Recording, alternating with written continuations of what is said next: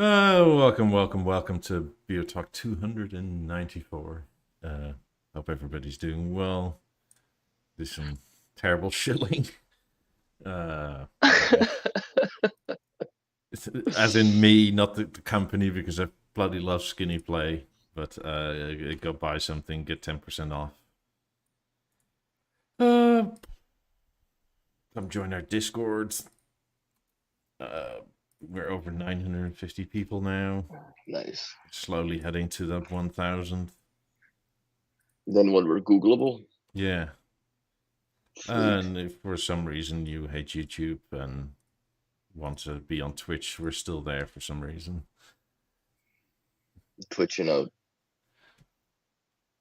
I don't Yeah. have it running because it slows down my speed here. But, I'm gonna switch that to Rumble or something at some point, or maybe just podcast platforms or whatever. Too busy with crap.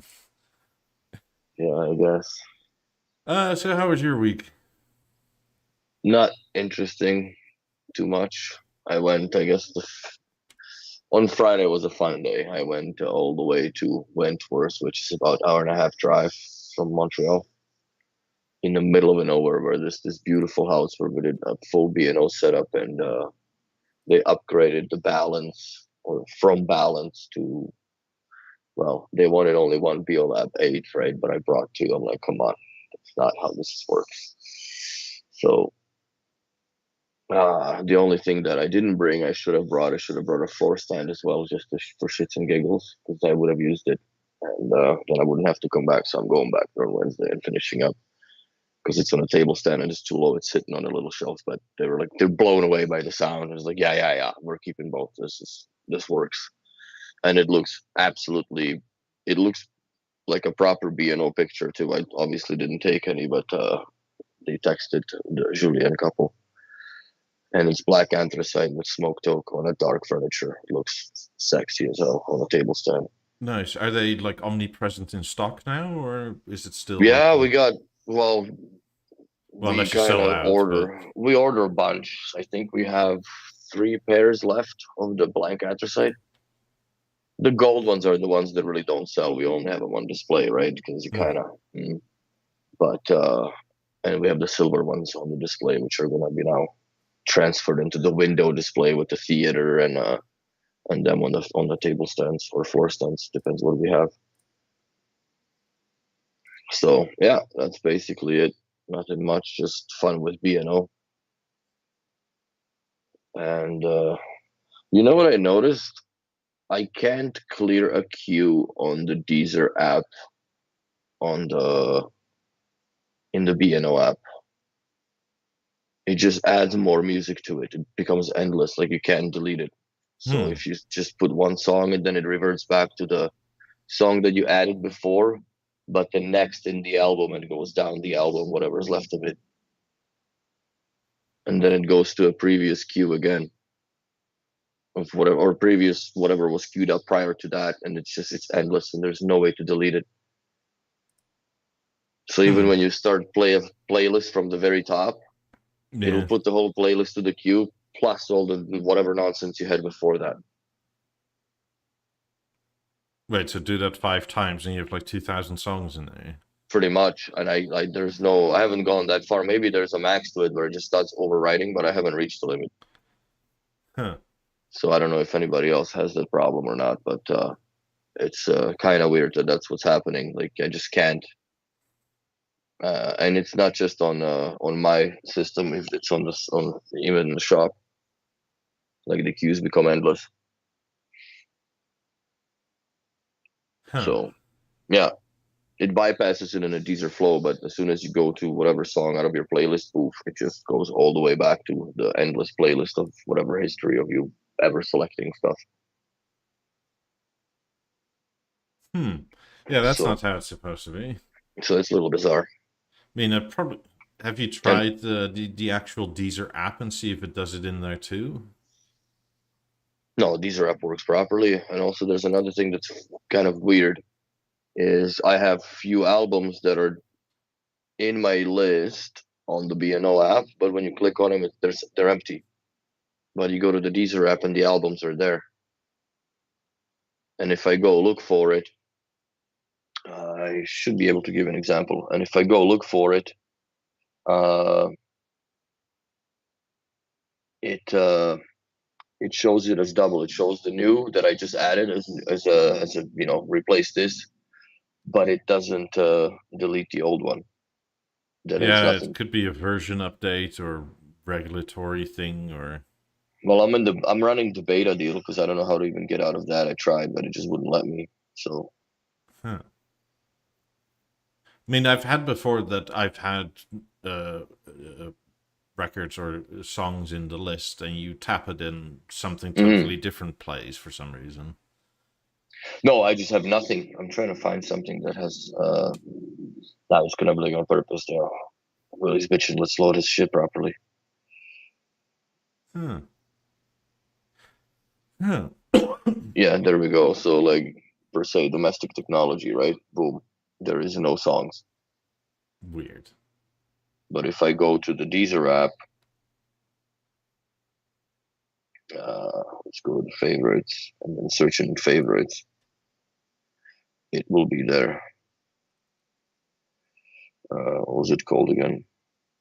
Domestic technology. Let's see.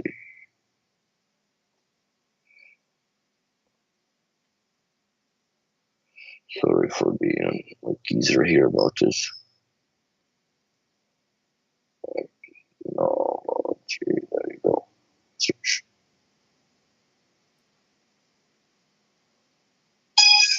Oops. Yeah, there it is. That sounds like a radio station jingle. Like the news is about to start. It's a good song. Let me pause it. But yeah, so it's on the Deezer app, but it's not that particular song. I was looking for probably in a different way, but I don't know. I just can't find it for some reason in the Deezer app of the B&O. But then it does appear unaffected on the Deezer app itself. So that's one of those things. Did the volume control come back to the 50s? Yes. So the off button is still gone, but the volume control is there again. At least in the beta. Yeah, I don't think my app is. I'm sure it's completely up to date. There's no reason for it not to be. But what was I gonna say? Yeah, we put the BeoConnect Core into the shape. 2 amp, 6 speakers. Mm-hmm. It sounds much nicer, and it's weird because you have to. Like I had to still do that reset where I know I have a factory reset the core, and then I power cycle the main amplifier, and when it flashes, you pull the USB out of it, so it reset to secondary, and then you just do a COM cable, which is Cat7, just pops straight out of the connect core into the first amplifier. It figures out immediately. It was a little weird because I had to reboot the unit itself from the app in order for it to realize that it's hooked up to the shape amplifier. Like I had a little bit of a hiccup with it in the shop, but it once it figured out that yes, it's a shape, I had to go in and set up a shape ID. Now I don't want to I guess bitch because it's just what it is with us always doing it about the app. I love how it loads the entire profile of your design, right? But I just hammered out tiles just so the program works. But it doesn't scale it on the app, so it just looks cut off, like you can't see the whole thing, and it feels bad. But other than that, yeah, man, it's a flawless setup. Like right away, it figured out that's in, and there's no primary or secondary amp anymore. They both turn on red in the same time. There's no purple anymore. Interesting. Yeah. So it's just everything is, I think, 100%. It's all managed inside the BeoConnect Core, right? That's hence the COM cable, which sends the signal out. I'm sure it's digital, anyways, in between the speakers as well, or in between the amplifiers, and then they do their own math. Because if you look at the old BeoSound Core, You just got a the tile also as an image, right? If you had a shape, not the whole thing. yeah, it's not the whole thing. But in the old Core, you weren't able to you had to assign primary, secondary amp if you had two. In once you plug it all in, so one did the processing, and then through the com cable or Cat7 basically link between them, that those two amps would communicate. But it would be fed USB and optical from the BeoSound Core, which now is just the com. Am I doing the robot rock again? Yeah, I think so. A little bit. I see my resolution going up and down. Sigmund said, update if anyone still interested. Tried connecting BeoCenter 2 to BeoSound Theater with a SCART to HDMI converter. Video failed. Attempt to BeoCenter 2 connected directly to Samsung TV picture. Okay, but delayed sound. Solution emit image. Connects BeoCenter 2 with RCA to USB-C line in at BeoSound Theater. Sound only. Yeah, that's kind of what I said to do, right? Like, just ignore the video. Yeah, because it's too little of a resolution anyways. Like, what are you gonna play DVDs on it, for God's sakes? Maybe a wedding DVD, I guess. Also, if you wanna attach it to anything with a theater, attach it to the LG panel or whatever screen you have above it. Yeah, but like the new panels don't even really have the capability to hook up anything more or less analog into it. No, but with an HDMI converter from SCART, maybe. Yeah, you could do that. But it's probably the pass through that gets weirded out with a theater in between, because it's like, what is that? Backwards compatibility is great, but God, we're talking 20 years now of weird data, weird updates, standards and whatever, and yeah, I would just do it. Is there a way, because the USB-C more or less does digital audio as well on the theater back end, right? Yeah. If there is a converter that you can pull SPDIF into a USB-C output, that would be interesting. Wait, video? No, the SPDIF from the output from the BeoSound 2, like the socket unit, right? So you can play a CD that's just fed SPDIF directly into the theater, so the DAC in the theater will process the sound and do it from the zeros and ones. Do you know what I'm saying? Yeah, that's. I don't know if that's possible, but if possible, I think you Wonder can. If that would even because exist. You need to go digital to analog, so that should be possible. Stefan's question: arc out from TV to new core to emerge to send sound to emerge pair. No. Multi-room it may be, but that's not gonna work. It's gonna be delayed.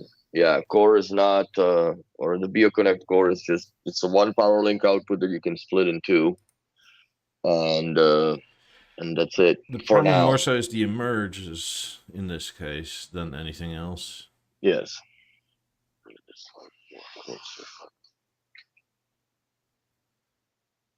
Clark Sears has just ordered a Harmony a couple weeks ago, wondering whether I should have gone with a theater to save a few bucks. What do you think?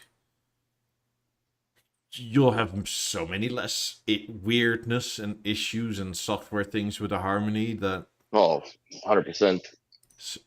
So, and I think it's prettier. Is it worth the money? That's really personal. I think the mechanics of it, it's just, that's exactly what you pay for as well. Yeah. Plus, it's very stable. It's a very stable TV. So unless you get a bunch of speakers, as in more than 5.1, I don't really think it's worth it to go to a theater. It sort of is, but it also depends on space, and it's too hard to say without knowing where it sits.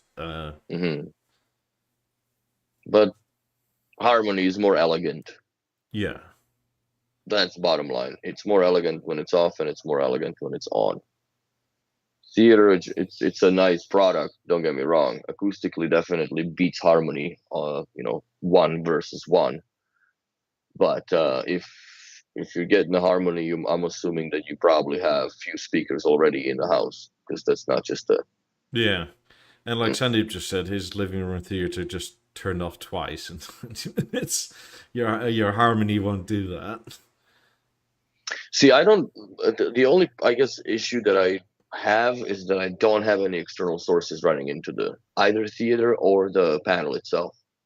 So I never experienced any of these nonsense. But lately, what I had started experiencing is with the Silver, the daily remote. It does disconnect mid-operation, especially on the volume up and volume down. It stops working, and I have to it goes reboot the remote. Clicks all of a sudden. No, it stops. It doesn't keep it in the rocket mode, so it just stops doing the input. Like, it literally just disconnects from the theater, and I have to go into the menu and reboot it, which is a great feature, by the way. It's easier and faster than doing the 5 seconds on one button, 5 seconds on the other button, and then releasing after pressing the red. And it's a lot harder for some people, I think, than just going through the menu. And and then it just reboots and goes back to normal. So I don't know. There's something weird. And I'm still at 58% battery life on this. So the battery consumption was much improved. That's for sure, over the years, I guess, or tweaking it with the theater. So. But yeah. Nick H asks, best BEO TV in the moment, still running my BeoVision 1146. 1146s are fantastic. The best current one depends on what you want out of it. Mm-hmm. The theater is very good, but you kind of just know that you can test your nerves at some point, and that you might cuss, and if you have small kids, you're better off buying a Harmony. Yeah, it's much more it's a less involved TV, I guess, especially from the front. That panel interface, when magically lights up and little fingers like to press that, and all of a sudden. I mean, the Harmony is also better if you still have a disc player. It does more codecs. Yes. I mean, it doesn't do Atmos, but it does more DTS and that sort of stuff. So. Mm-hmm. But then again, who has disc players these days?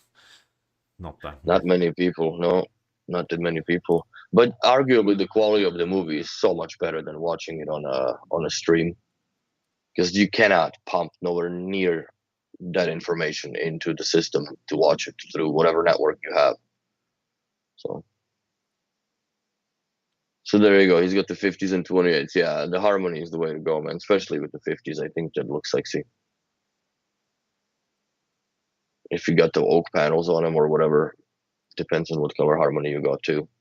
But if you went with the classic, light oak aluminum, it still looks great. It's the most logoed product in B&O's portfolio, right? Yeah. It's got 3 logos, I think, or 2 logos on it. I don't remember. I think it's 3. So there you go. Start poll. What are you polling? If people have DVD players. Do we count the console, the gaming console? Attached to the panel itself, not to a server, not for ripping, that sort of thing. But if it's part of a gaming console, you would count it as well as a DVD if you player. use it as such, sure. Yeah. Fuck. I'm on the bottom of it.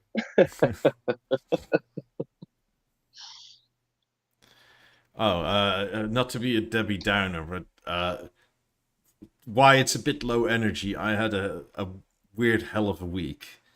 My sister-in-law came over because my mother-in-law was having her birthday. Then on the evening of her birthday, essentially Friday 2 a.m. local time here, I got a call that my grandmother passed away. Well, Yeah, my condolences, bro. yeah, thanks. Back up actually 12 hours. The care home called to say she wasn't doing very well, and an hour beyond that, they said it's actually going quite rapidly because her skin color began to change. So my sister moved heaven and earth because she was of the opinion that nobody should die alone, right? Mm-hmm. Which is, I agree with. She went Yeah. over and she essentially was like half an hour away from England and got the call she passed. Fuck. So she missed out by like 2 hours. And That sucks. then annoying things ensued that always happen with passing and still having guests and having to go to this. So I barely slept a full night in the last week, and it's all been a bit shit. Well, we still made it. Yeah, so sorry if I'm a bit. I didn't know if I was going to do this today or not, but yesterday evening I kind of decided to just, I don't know, have some. It's a good place to unwind. Non-important things to do. Try and have some fun or something. Mm-hmm. So yeah. Okay, here we are. It's a good way to release your stress, I guess, for those 2 hours. Yeah, so it's annoying. Thanks, everybody. It's yeah, so we'll have to go back to the UK. So I may have weird intermittent appearances or not. Don't know about that yet. We'll see. Probably tomorrow or the day after. Mm-hmm. Yeah, we'll see what happens, right? Also with the funeral and all that jazz, because you will have to go. So but maybe I we'll feel skip very it sorry Sunday. for my sister as well. So Yeah, she's the only one closest, right? well, yeah, but you're also missing out by 2 fucking hours. Yeah, dude, that sucks. I mean, I couldn't have made it if I wanted to because the first flight would have gone Friday afternoon that I could have gotten. But so it was sort of like, also there was no like, nature, God, whatever you want to call it, doesn't give you a day, right? Like this date, you will die. So that's it. Had I gone, like, I don't know, like, am I spending $2,000, $4,000, whatever, because I need cars, taxis, that sort of thing? Yeah. So it's all a bit shit. Yeah, so is life, my friend. Oh yeah, I know. I mean, for me, one of the most surrealist things essentially is that in my direct lineage, I'm now the eldest. And I'm younger than you are. Yeah, that sucks. It's a bit unnatural, a bit weird. That it is indeed. But you can't change that other than to move on and accept it. Yeah, oh, sure. That's about it. I mean, but it's just it's a life lesson that gets like pushed down your throat with a giant ass boot, right? Like, like it or not, here it comes. Yeah. And then all these legalese and shit. Like I never at under 40 expected to be responsible for grandparents. Like because there's no middle layer, right? Like there's nobody in between anymore. So it's kind of it's fucked up in many ways because these people like literally swaddled me and raised me, right? Like this is not the way this is supposed to go, but it has. Yeah. So you just do what you got to do, I guess. But live the life as we have it, Foch. Yeah, fortunately, this time it's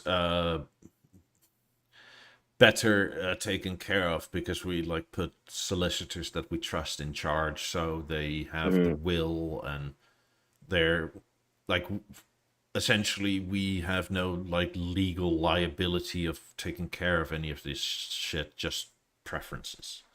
which is a bit rather nicer because when my grandfather died, we held the whole ship together with duct tape because he never officially had his will notarized and shit like that. And Oh, damn. and my grandmother hadn't touched a bank account or a bank card in like a decade. I remember that. That was a shit show. Yeah. That was a proper shit show. And it didn't help that she was getting quite severe dementia at the time. And God, it was horrible. Yeah, that was not fun. Not so much the passing is a part of like life, but like just the arranging of it and like having to pay for things that you are legally not allowed to pay for, but somehow must because otherwise, like the water stops and shit like that, right? God, it was awful. But I guess if there's if you're elder, get your will notarized, please. Put somebody in charge. What's the moral of the story on BeoTalk? Get your wills notarized. So make sure you know who's the B&O going to. All that sort of shit, right? Like, God, it that saves so many headaches. Also, assign somebody to like pay for a funeral. Because like my sister and I all of a sudden had to front a whole bunch of shit for my grandmother, right? Like, like, oh, there's nobody legally able to pay because your grandmother is not mentally cognizant enough to like sign a contract to have care delivered and stuff. But that also the inverse is true. She can't pay for it. So could you front it? It's like, God. Oh, that's like, and when it's cheap, it's like $2,000 a month, right? It's like, oh man. Yeah, that's insane. It's insane in the membrane, bro. Yeah, so again, don't mean to be a Debbie Downer, but it's why it's a bit low energy and like I don't know what I'm it is what it is, man. feeling at the moment. It's a feels bad moment, that's for sure. Yeah. Right. Looking at the poll, almost 70% have no DVD player. 12% have one, but use it maybe once a year. 8% once a quarter. And only 12% once every month or more. I wonder how many people use like network hard drives or whatever. Network or USB, whatever you have attached to the TV. How do you consume your television? Do you still have movies that you ripped on your servers a long time ago from what was that? Kaleidoscape? I don't know. Like that system's still around, right? Because those are all high resolution, I'm sure. Oh, absolutely.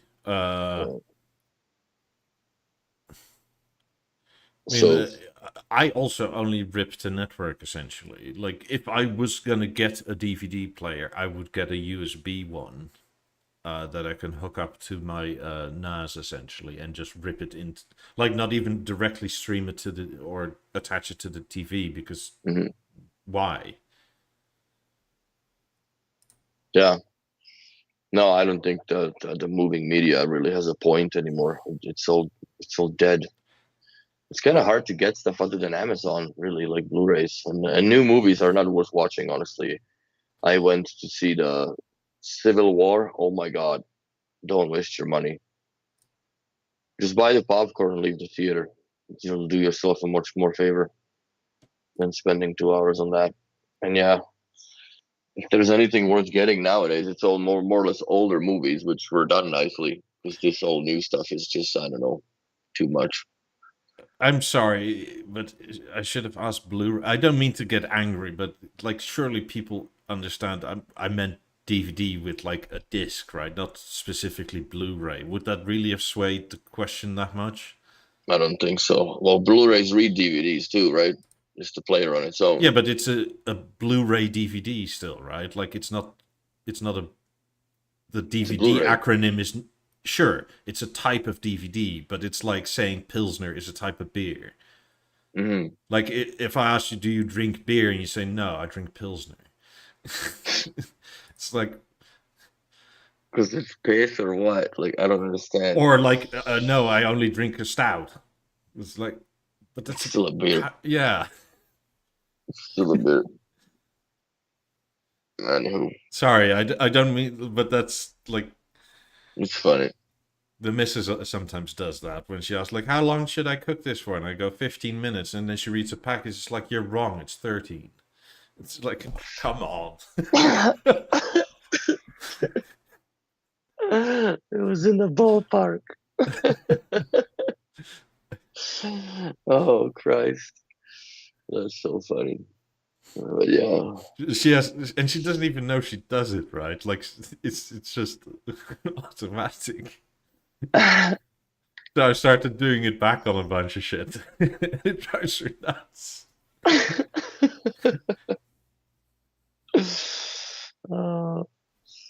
No, you have to be able to see a difference between Blu-ray and DVD. You have to be able to see that. If not, they're just playing. I don't know. Well, they're not going to be able to play the Blu-ray on the DVD player. And there's no layer on the Blu-ray that would read the DVD, right? Wasn't that like the double layer ones that are still double layer Blu-ray? The DVDs were always separately, I think, back in the day when you would buy a Blu-ray video, and later on you just had the code and you had to download the file within a certain amount of time from purchase into your library, right? If you wanted the full rip of a Blu-ray, but that just died off, and now it's just, I don't even know. Because even if you buy a movie on Amazon, are you actually buying the entire 1-to-1 from what the Blu-ray, or as much data as you can get in order to enjoy it fully? Does that even exist? Yeah, the whole reason I bought the Fire Stick is to get the maximum out of the network attached, because Apple is friendlier in usability, but it doesn't do all the codecs and stuff. Like with a Fire Stick, even Plex can do True HD pass through over the network. Yeah, but what's the traffic like? How much can it move? Well, it's wired. Oh, okay. So there's no bit loss or anything. Yeah, like Sandeep says, it only exists in Kaleidoscape for full quality files. Yeah, I agree. I mean, I can look it up, but a Blu-ray has, like on average, let's say between 36 to 46 gigabytes of data on it, right, as a movie. So I have 2 hard drives attached to my NUC that are like 3 terabytes each, just for like entertainment shit. So if it's 46, let's say, gigs divided by a gigabit connection is good enough to play. Yeah.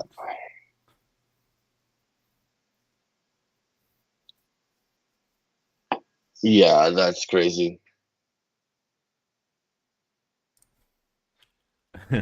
Generic enthusiast over on Twitch says, Plex in my uncompressed sharing community here. Wish you hadn't made me aware of the unnecessary Atmos limitations with my Apple TV. Sorry. Yeah, the Fire Stick does it all, which is, and don't get me wrong, the Apple experience, the Apple TV experience is better. It's just they don't pay the license for True HD or like full on Atmos. They LPCM convert it to whatever Apple sauce they want to give to it. Yes. Which is, it's not bad, but it is altered. And I personally, between the Fire Stick Pro and the whatchamacallit and the Apple TV, I don't see the picture quality difference. I don't think there really is any. I mean, I do see a difference between the Disney Plus app, let's say, and on the Fire Stick. The Fire Stick is noticeably better. Or the even the Amazon app natively on the panel versus on the Fire Stick. The Fire Stick is noticeably better. Oh, really? Yeah, like shadows have way more detail. Do you run it into the back of the panel? Yeah. Okay. It's not like super obvious, but like if you scene switch from one to the other, it's like, ooh, there's a lot more there. Then again, if you are, personally anyway, if you're that pixel peeping, right, like the story doesn't really captivate you. No, you're watching it more or less for the what the panel can do, right? Yeah. Or the I completely get it. I mean, it's like if you, I don't know, have a great book or like Lord of the Rings book, right? And there's a spelling error in there, and you go, oh, I can't read this anymore now. It's like, you don't. You don't care. You just go. But there is some weird artifacts that I noticed, especially on YouTube with I have the AI picture something turned on, and just these weird bubbles of unprocessed information that occurs sometimes when it's moving fast that the thing doesn't know what to do with it. It's pretty funny to watch. It's not something that should happen, or notice, but like my girlfriend doesn't notice any of that at all. But I watch TV differently, I guess. When you focus on weird shit, right? I don't know. It's just I think it's the disease of the profession, really, right? Because you look with that in anything, really, with the critical eye. And the same thing, like you also listen with more critical ear to what it's supposed to sound like, because you set up so many different systems I when they had come across. a TV for what, 2 weeks, Mm. and I was quite happy with it because the ATSC 3.0 standards, the free over the air, got updated, and it's now you can the provider like CBS can choose whether it's 4K or 8K, and but 8K has lower audio limitations, but with 4K you can have 7.1 Dolby with it. Mm. And then they put DRM on it. And Nice. it's like, buy one of our boxes. And it's like, fuck you. So I don't have TV anymore. I mean, That other than sucks. internet TV. Mm. Do you use that live LG TV, whatever There's nonsense? actually quite a lot of channels for free on that. Oh, really? Yeah. Try it. It's just a bunch of local channels. Okay. I might give it a It's shot. not, it's shit in Europe, but it's quite good in North America. Okay. Because my big TV is the European TV, and it has like maybe 3 channels, and they're mostly IP blocked now. But the one in the bedroom I bought here, and we have at least 20 channels you can... like, there's a bunch of random stuff, right? Like, I was flipping through them, and then there's like reruns of Baywatch and stuff. And Oh boy. and Yeah, I just never really ventured into that, to be honest. I but don't there's know why also I like never really cared. NCIS and God, all those crime shows. It's And just mindless daytime TV nonsense, yeah. basically. And I mean, there is live news, and it actually has if you're okay with ads, you can watch a bunch of films. They have like a library where you can browse a bunch of films. I think the missus was watching a bunch of oh, what's that called?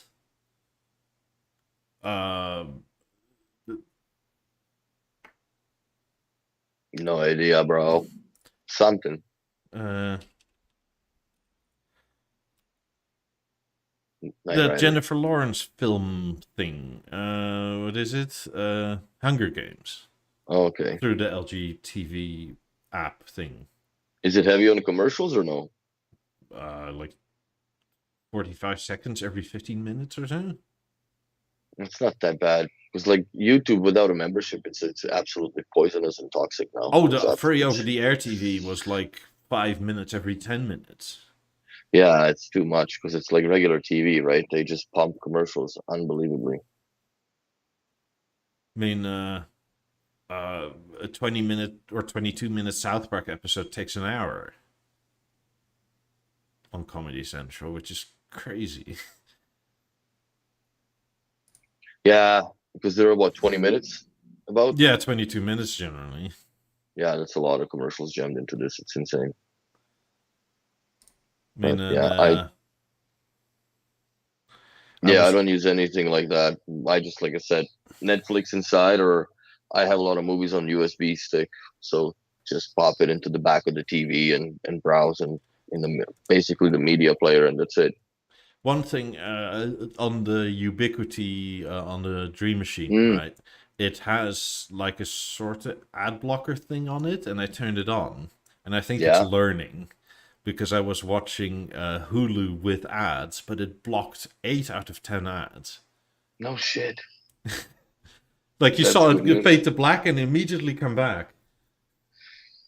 Which is an ad, basically. They popped Yes, in and it's and like, nope, and get we out. were watching the old Sherlock from BBC, which are an hour and a half each.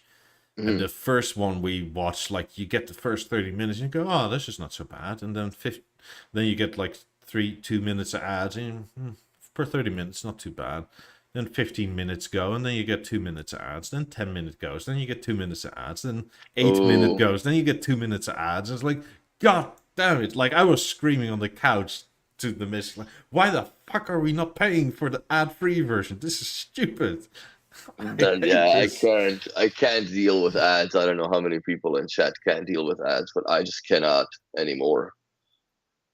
That's why, So like, I have my YouTube paid for years now. I had a premium account, and it's, yeah, if I don't, like, when she signs in through her phone, because you can cast into the TV, but all the commercials and shit goes in because it's, with her account. I just can't. I'm like, no, get out. Here's a remote. Type it in. Fuck it. Under my account. I can't deal. Can't deal with that. Too many commercials. yeah, I have So, everything ad blocked except for the channels I actually like to support. So I even have ad blockers on my phone and stuff like that. mm. Yeah, but speaking of TVs, since we're discussing TVs today on the podcast, I think the biggest error that they had made with the theater is that they've limited the puck control to two versus three that it could have had. I understand they would have to make a different puck controller, not the default ones that you have the part number for now. They would have to be specific, a three pair, uh, because the pinout would be different. But I think they should have had puck one, A2, and well, and three. If you have four HDMI ports, you kind of potentially need four puck control Well, units. no, there's only three, right? Because one comes to the arc, and you only have ABC on the back of the theater that you can control. But I would always put a puck on it, except that they relied on the fact that it's better to do rely on the CEC of having one of the sources on CEC, and then go from there. Which I've also learned now, like if we're doing the occasional Blu-ray player, no fucking, it's always LG, so there's no fucking way it's going anywhere else but the panel, like HDMI 3 port, because if it goes on the G3, it goes against the wall. No, for nobody to be touched with again. And then we just route it down into the DVD or Blu-ray. I mean the Blu-ray player, and then the CEC works flawlessly with LG to LG. But anything else, I would always put on a puck, because and stick a lot of tape, like just wrap around more or less half the product when you're putting that in, as far as the puck flasher goes. For some reason, the Apple TVs are becoming really, really touchy with where the flasher is oriented and sitting from B&O, especially on the theaters. I don't know if it's the low voltage output on the theater's puck flasher, or it's just I don't know. Maybe we just had a bad batch of a couple of those goofy flasher things. And maybe the plastic So, changed or something like that. or it's fucking misaligned, or just the diode was faulty. Yeah. I don't know, because I didn't have.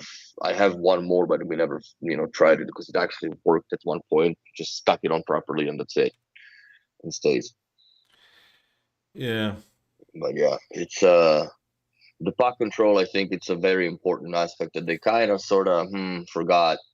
I understand with the contour, it's not really that possible to do unless you have that. I don't even know what the fuck you would do with it. If you have some sort of a TV box that is CC supported, which there is none in Montreal that we service, you have to have you know their remote, which at least they control the LG panel, which is the backbone of the system more or less, and it does take the IR, so it will control the volume, and then obviously the channels up and down, because most of these remotes are Bluetooth, I guess, to the boxes. So, but I, yeah, and the beauty of it still, I think the only thing that's missing on the Harmony, I think that they should have adapted the back cover that the STB brackets produces, so it covers that. Once you have the cable in there and so on. That's the only thing that I find as what's missing on it. Definitely unsuitable for wall mounting. I know it's the option, but I don't think the wall mount looks great. unless you put STB it super brackets low. also has like this cover for in between the legs at the bottom, so you can stuff That's a what I'm bunch of saying. stuff back there. Yeah, that's what I was saying, that they should have adopted it by nature from but it looks great on the floor stand. I think on the floor stand it's an absolutely awesome looking TV. Plus it turns, so What the I sexy doesn't die. especially like about that I'm gonna weird grab sort some drink. of cover plate thing For what? is For the feet or the base? yeah, is that if you really wanted to blend it in, you can just paint it your wall color that's behind there. Pretty much. Oh, the pistons, you mean the black? Yeah. I mean, you can keep it black if you want to. It doesn't matter. It's your choice, but it gives you options, right? Yeah. Because Sorry about the like buzz. that, I would say you can use their brackets, but it's kind of a pain in the arse to get behind there at the top. You need quite long arms. I've tried it, Yeah, dude. and No, it's not fun to operate on that TV, honestly, especially on the wall. It's all damn near impossible. so it's much easier to like because you're sort of going over and like it's much Yeah, easier to lay on the floor or like have it halfway up where you can reach in between the wings and go around it yeah. that way. I agree, man. I've had few service calls and we had this thing on the wall, and it's just an absolute nightmare to deal with because everything's so close. And even sometimes I don't trust that bar. I've happened to bend it because the pin sees up so much, right? And there's nowhere to push it against. Like, what are you gonna push it against the screen or the fucking leaves, right? Or I mean, sorry, the panels. Yeah, You can't push them neither. You have to do them by the pistons. And if it's by yourself, like it's really hard to get any leverage. Like it's at least a two-guy job, especially when it's an 83-inch panel or 77. It's too much because then the panel's too freaking far out. So for you to reach the bloody pipe, excuse me, the pipes. yeah.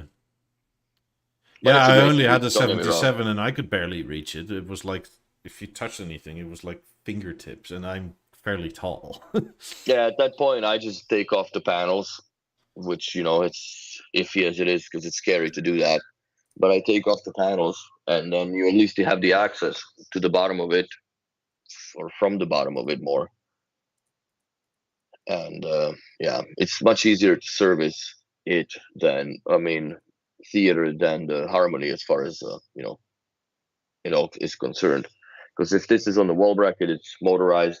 If it's on uh, the out of the box wall bracket, then you still have about I think flat. We have maybe 8 centimeters of working space that you can peg it off right on the last peg to hang the theater, so you can still get into the connectors and troubleshoot whatever.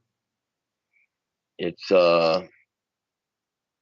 yeah, the only thing that B&O doesn't have control over is the what panel you end up with it. As far as even with LG, you can go with the C or G. If you go with the G, then I think that there should be some sort of a padding kit that B&O should consider coming out with, that you just take the back panel off and put tape and padding on strategic places, because there's too much space that is inside the theater, and the theater is rock solid. I'm not knocking that. Not even the wings. Like if you have them attached properly and everything's screwed down tight and everything's great, it doesn't rattle. But as soon as you put the panel on it, man, it just fucking shit dances inside it, man. It dances inside it. It Yeah. takes a lot that I had to pad up to make sure, because it drove me nuts. It drove me nuts. Nikki H says, I've seen many have replaced their Harmony with a theater. How can that be? Desire for first new? Yes. For me, it was literally I'm moving across an ocean, and the Harmony base itself is 80 kilos. Yes. And I wasn't gonna, and it's really hard to like hold anywhere, like Willie was saying, without bending stuff. And bending stuff is really expensive on a Harmony. So that was mostly my reason. It's like I can actually carry it myself, and it comes apart in little parts. Mm-hmm. Uh, Well, that, all the little parts are more or less insignificant, like the wings, the back covers, and all that. Like they're not essential to the actual performance of it, really. well, the floor But it's stand is easy not to put it built together. in. The screen Yes, interface is not built in. it's It all all comes Lego. loose. Yeah, it's all Lego, and it's beautiful once you set it up and be done with it. But it's much more manageable and easier to do on your own or if it's a 65-inch with the help of two, because somebody, like, you can hold the panel, but the problem is to route the cables through the VESA out properly where they're supposed to come out. If you have my sort of rectal attention to it, then yeah, I have to have somebody to pass the cables through. And I also use these plastic condom cups for the prongs on the power cord, just in case it touches glass or nicks something, right? Fuck that. No, I'm much more careful with it as far as I mean, the only thing I don't like about, sorry to finish, the only thing I don't like about the LG is that they do not have, like Samsung does, the panel plug that actually just a figure eight that plugs in from the side, but it's built into the son of a bitch, man. Why call this? It shouldn't be. It shouldn't be. It shouldn't be built in. It should be just push it in like everything else, and then you can have shorter plugs or whatever, and you're not limited to meter point eight from the TV to, like, oh well, fuck, we can't pass it down the wall because there's not enough for it to come out the other side to be plugged well, into the since they have wall. universal power supplies, it would also help their business idea because it's just firmware for region, right? Essentially, for like Exactly. 90% of the world, it's where like Germany has two decoders that you need or something like that. But most of the world isn't like that. I mean, my panel works here. I just cut the plug off and put an American on, and it works. It's No, but I'm just saying, like, why do we have to deal with that? Like Samsung, more or less, unless you go with the frame TV, which is a completely different animal. And I hate the picture on that place, on that screen. It's just not for me. I understand the purpose of it because it's more or less, dynamic or digital art on the wall. It's not meant really for watching TV on it. Like, it's nice to display because it's got a real nice daytime viewing capabilities, in my opinion. But it's not something that I would watch movies on, especially just the way it is. And yeah, that TV is weird because it has the brain box that still has a cable that goes with the figure eight connector, and then you just have that super fragile fiber optic / power cable that goes into the panel and juices everything up and makes it work. So I mean, I also just don't for understand why LG does that. yeah. Also for a core, sorry, not for core, for the theater, I'm much more of a video file than an audio file necessarily. So if you're much more into music, right, there is essentially no difference. Like bass management is a bit different, but if you're more of the stereo listener, like you much rather not have all that processing. You'd much rather just rely on 50s or whatever is attached to it. Well, you can change that in the settings for direct or true image mode, right? If you go to direct, like I was explaining, it just definitely goes louder and it's just straight whatever. Yeah, but the nicety with the Harmony signal is that you still get the metadata in the top of the screen when the screen is down. Like, I always loved that for radio or whatever, right? You just, like... That's kind of missing on the theater, I think. Yeah, I never went to my remote, like, to music radio and then picked a channel that way. You just went page up or page down and it showed in the top. It's like, oh, okay, that's good. That's what I wanted. I had fixed it the B&O way. Put the halo on the wall. That's it. There's my metadata information because it's always there. But, so yeah. I mean, it's a lot of that. It's a lot of wanting to be first. There's also the perpetual price increases. So if you buy it now, you're a beta tester, and us theater owners surely know this by now that we've basically been beta testing. Yeah, but it's stable now. Yeah, mostly. Come to the Discord, there's still grumblings here and there, but it's a lot better. But like, I mean, we're a year and a half in. Yeah. But also the price has gone up by what, 30%? Yeah. And then we're gonna get 2 more price increases at least next year. Sandeep did a breakdown of the quarterly thing he always does, and it's up on the Discord on the investor tab. Okay. So they still think at 150 grand the 90s are too cheap. So they're gonna go up again.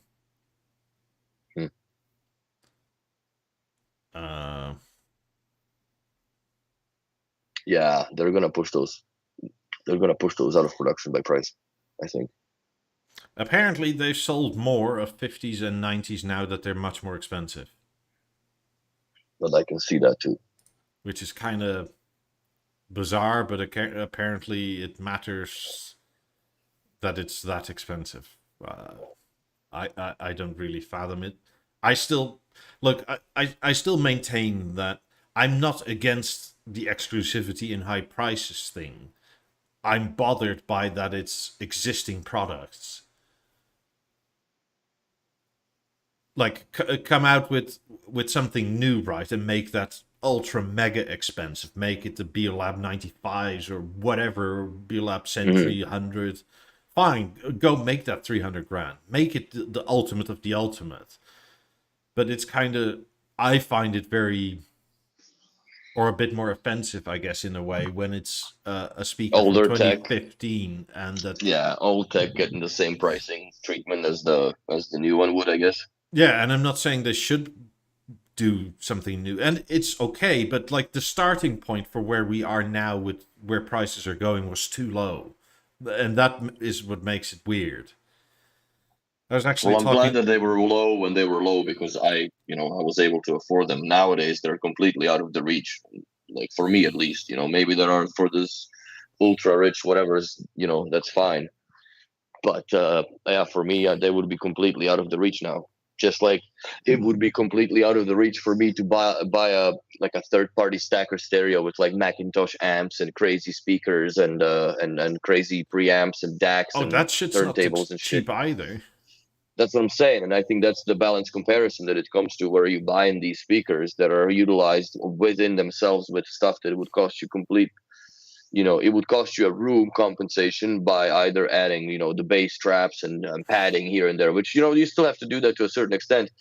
But with the 50s and 90s, it's a completely different ball game. And especially when you run them with the theater, when you get your room corrected up to 10,000 hertz, that's also an extra premium, I guess, that you would have to pay a lot of money for, or have some sound technician come in to do the compensation and fucking, God forbid you ever move the speakers and so on and so Unless forth. you know a guy that is like a friend of yours and does it for free, it's all expensive. It still costs you beer, bro, no matter what. Like, yeah. Fuck. So, but I was actually talking to Sandeep, and this is probably a good idea for you, right? Like, you have to start looking at your insurance now. mm-hmm.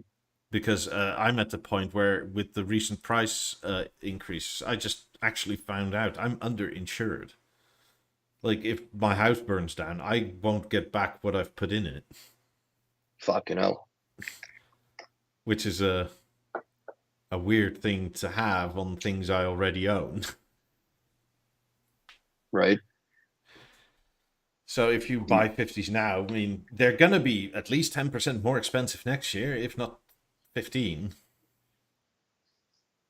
So yeah, you have to review your insurance with the current cost of the product. So you actually end up paying more over time for the product that is getting older.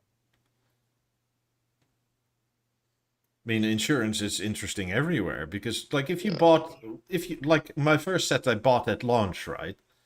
They're 90% more valuable now. If it's a like for like insurance thing. Yes. Which is same with the 18s, bro. Like when I got them, they were 7Gs. Yeah. Now they're 16 and a half Canadian. Yeah. Or 16 Canadian. Yeah, it's so especially with your 90s in storage, right? Like you need to check if your storage insurance is up to snuff. I'm up to 300K. Yeah, but that's for everything, right? Yeah, but there's not much left in there other than the 90s and Lego. Fuck. Most of the stuff I moved here. Is there no depreciation calculated? There can be, but it depends on how you insure it. Also, what is the depreciation? Because the secondhand market you can look at. Like my first set of 50s, right? I can sell now for more than I paid for them. Especially in the States. Yeah. So it's like, how is there any depreciation?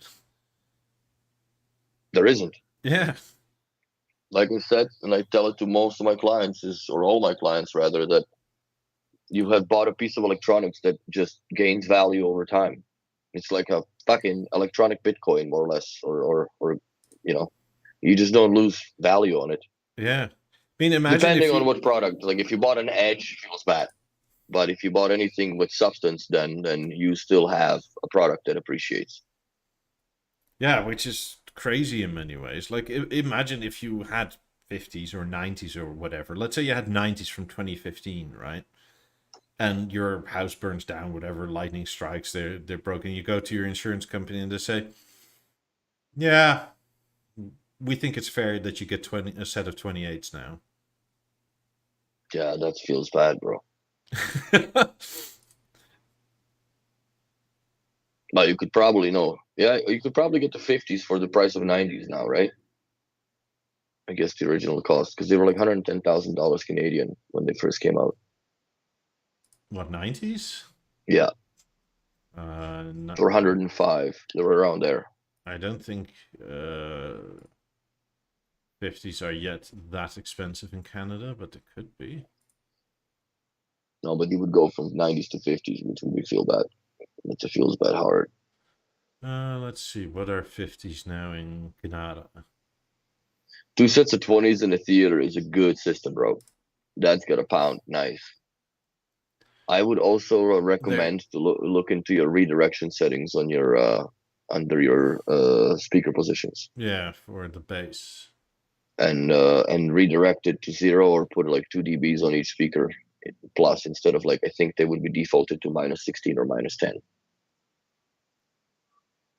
So Yeah. anyways, sorry. In Canada, 50s set without the aluminium grills are 83,500 Canadian now. Fudge. Plus taxes, right? Which is 17% over here. So you're paying like 90 something thousand dollars. If the case that you get more in compensation than you paid for equipment, it requires good documentation. Sure, but there's... Look, how do you insure classic cars, right? It's the same thing. Like, if you have a 70s GT350 Ford or something, you could have bought that back in the day for like $3,000. God, they're $300,000 now. Yeah. Like, are they going to say, well, actually, since you didn't drive it, it depreciated. So we were going to give you $800 for a car that's close to $500,000 now. Fuck. Yeah. So. So there is ways to do it, and weirdly, B&O is in that. By the way, those dollars were Canadian, for anybody wondering. I mean, a set of 50s here now with the aluminium grills is like 62 grand or something, asking. Though in the US, for some reason, asking is more or less just the price. And in Europe, it's kind of negotiable. So, I don't know. That's also another difference, right? Like, if you go into a B&O shop and you want a set of 50s like this and the price is 59 grand, they kind of look at you funny if you ask if it's negotiable. Yeah. If it's the only thing you're buying and the first thing you're buying. In Europe, it's sort of like, well, maybe XYZ or... I have a question to the chat and people that own Contour or Stages. Do you have HDMI appear on your Beo Remote 1 and you cannot delete it through the app, which is the internal source of the stage? I've had that in number of stages so far I came across, and I just cannot hide it. Like if you hide it in the app, it doesn't hide it in the remote control. Rebooting it, repairing it doesn't matter. It just will not. It will not take that off. And it's the stage that does that, of course, because it's regardless of what TV is paired into it. And some people are lucky they don't have the B&O remote with it. I guess in a way that they don't have to deal with it. But yeah, I see that in a number of stages. So I don't know. Just a question to see if people have that issue as well on the other side of the pond, or even here, whoever's watching on the US side. At the moment, I can't help you because my stage is still behind me. Well, you put the On the BeoConnect floor. Core, right? Yeah. You got the wood grill on it, no? Yeah, Yeah, I would keep that sucker. It's nice. from Prestige. I'm very saddened that they're gone. Yeah, This me is too. an excellent piece. And if I ever do anything new, get in touch because I'm going to promote the shit out of you because it's high quality stuff. Yeah, no, this was always top notch. It's too bad. So yeah, that's the good old contour. I don't really dig it in gold at all. The silver one looks beautiful, and also the anthracite looks really beautiful Yeah, with when the it comes smoked to those oak. two TVs. Yeah, with the smoked oak, it looks money. I mean, Looks very nice. I'm a nut for B&O and especially B&O TVs because they are like nothing else because they are receivers except for the contour, and that's why I kind of don't care much for it. Yes, Mhm. it's pretty, but I'm much It's a more great guest room TV, bro. That's it. sure, Guest room but and I'm kids much room. more content with just buying a stage, right? Like, You I already are with it, right? But it's yeah, just dressed very nicely. Plus, it also limits you then to serviceability of the panels, however long those particular shape chassis are released, right? So, do you buy the contour and buy two panels so you can keep it for 10 years? yeah. When the first panel dies, you put another one in that you had held on. So, Uh, Sushi asks, do the wings make the theater sound better? Not necessarily, but it gives you options because it's in audio mode when it's off and down, and that's is it on the theater or no? On the theater, not the Harmony. Oh, sorry, I had Yeah, misread on the it. theater, not really. Like, I No, it's guess an the aesthetic thing. rumor has it that they have a better, wider sound effects from the side firing speaker because it has a longer way to travel frequency wise on it. But I honestly I think that guess you also is, redirect some of the energy a bit more forward yeah, that's than because probably you're the only thing. doing that. But if that's noticeable, then It's not, I don't think it's that noticeable. The one thing is definitely noticeable when you have the 77-inch wings in silver and you have something reflective behind you, you will see them vibrate. Like they definitely move with the theater. It's not audible, but it's definitely visible and hard noticeable. So if you find that to be bugging you, like I even with my 65-inch wings, I turn off the lights, like the lamps that I have backlighting underneath there, just because I and under the bed because I see that it's just it's the same as when you look into the rearview mirror in your car when you're having loud song with bass in it and the mirrors kind of resonate. It's the exact same effect that it gives you. It's kind of bothersome. So I turn off the lights that coming towards the panel, and I don't know. Well, we're watching a movie anyway, so it makes it for a better experience. And I never noticed the display, the glass pattern as far as when we're watching movies. Because usually it's 16 by 9, even like the more compressed ratio when you have the black bar, so nothing ever reflects.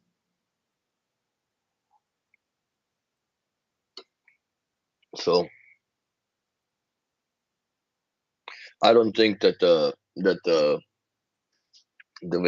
wings make a significant difference other than, like I said, the sex appeal of the theater itself. no.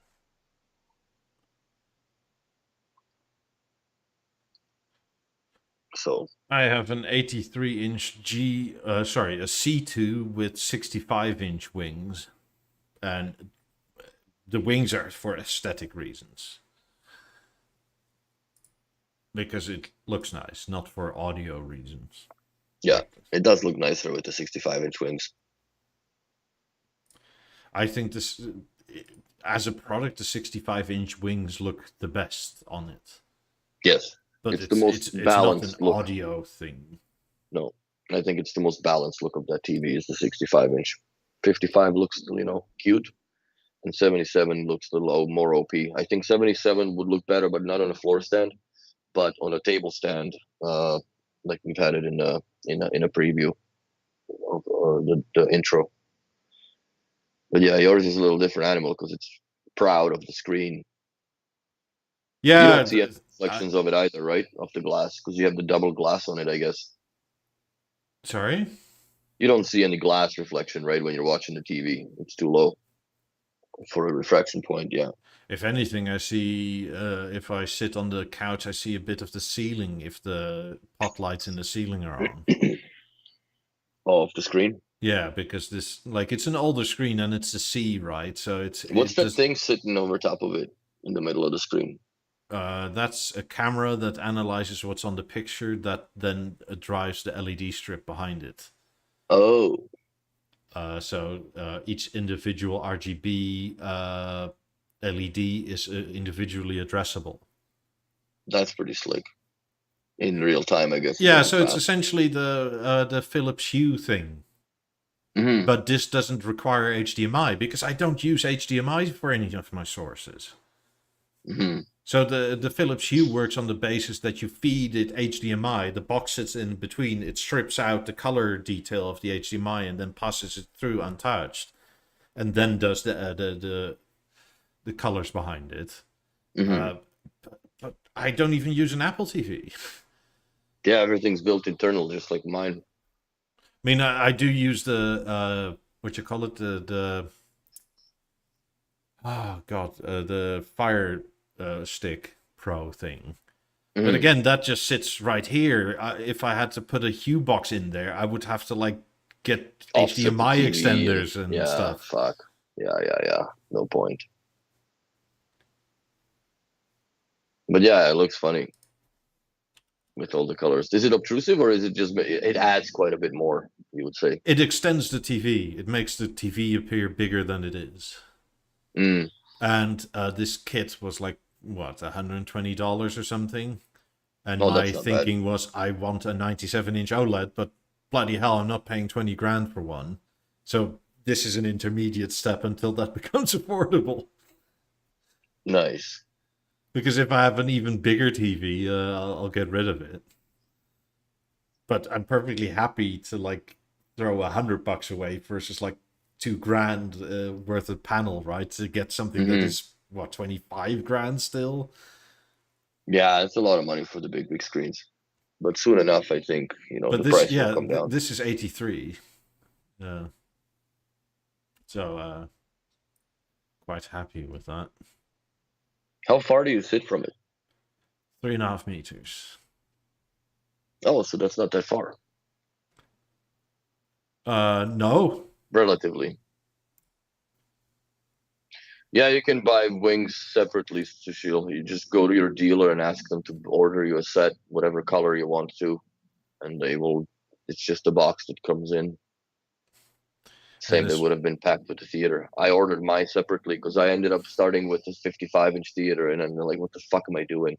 Well, it wasn't even the theater. I was gonna go with the 65-inch panel, but I could only at the time get 55-inch theater because that was the only thing that was available. Because I bought it more or less almost right when it first came out. So, but yeah, that's your old setup. Yeah. Good old. The old apartment Mm-hmm. with a Harmony. I liked my Harmony quite a lot. It made such a difference when it's off. Like I'm kind of fortunate in a way that this house was old and had to be fully redone and stuff. So I designed it around the TV, and so it's not that obtrusive. Because when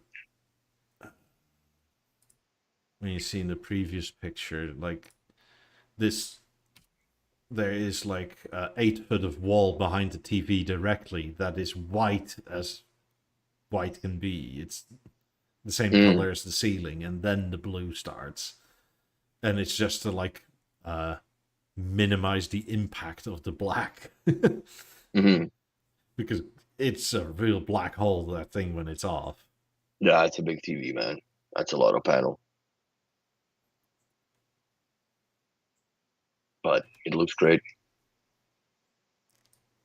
Plus, you can still spin your theater. Yeah. Oh, yeah. I mostly, because of the what you keep on calling it here, like paper and toothpicks, right? Walls. Mm-hmm. I really didn't want to wall mount it, Mm-hmm. so I know this is a very expensive solution, but it is kind of cool. I don't Mm-hmm. really ever use the swiveling because it's kind of not needed. Not with a big screen like that anymore.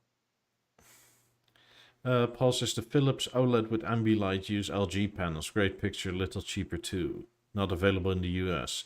I don't know if they're available in the US, but they run on Android and they're not integratable with the Bio Remote One. Mm. So, I mean, they'll have some functions that work, but not the way LG does. Like, I have nothing against Philip, right? But I would more pair that with like a Denon receiver or something like that. Yeah. Weirdly, Samsung has now paired up with was it Samsung? I think so. With Philips Hue, and you have an internal Hue app you can run where you don't Mm-hmm. need the Hue box anymore.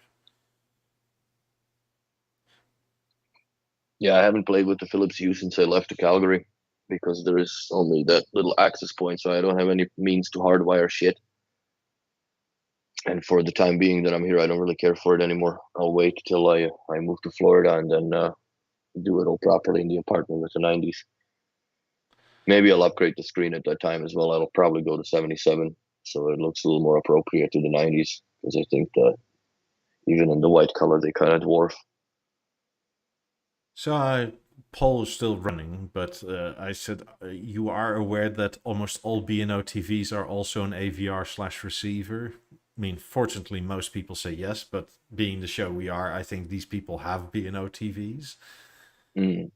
And then there's 25% more or less that say no, or they've never made that clear. I I really think B&O should make should have an explanatory video like what you can do with a BeoVision. Mm. Because I think if that you was a good come marketing push with Tua Montoni back in the day when they had the comparison stacks, more or less like, with all these receivers and nonsense of cables with the BeoVision 11 do and that again, BeoLab 14s. Yeah. because I don't mean this in any particular way, but Clark Shia earlier asked with the Harmony, do I need a core? Like, why isn't that not clear? Why do you not have a video where essentially you explain the TV can act as the core? Uh, Yeah, it is a core on its own, basically. why don't you make like B&O TV versus panel cabinet of some kind, DVR or not DVR, AVR receiver kind of thing, cables, if you want them wireless, blah blah blah. Just because a B&O TV is not really a TV. It's the hub of everything. I Yes. mean, it does TV duties, but it's It also is a media center of music and everything else.